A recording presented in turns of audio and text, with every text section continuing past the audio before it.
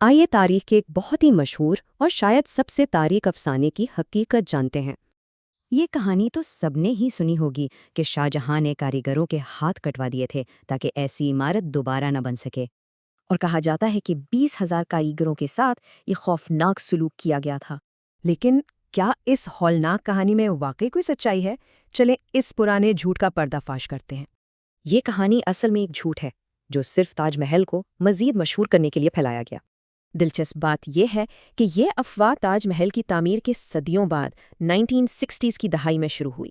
ثبوت یہ ہے کہ تاج محل کے چیف آرکیٹیکٹ استاد احمد لاہوری نے ہی دہلی کا لال قلعہ بھی بنایا۔ تو سوال یہ ہے، اگر کاریگروں کے ہاتھ کاٹ دیے گئے تھے تو انہوں نے لال قلعہ کیسے بنایا؟ حقیقت تو اس کے بالکل برعکس ہے۔ شاہ جہاں نے ان کاریگروں کے لیے پورا ایک شہر بسایا، تاج گنج۔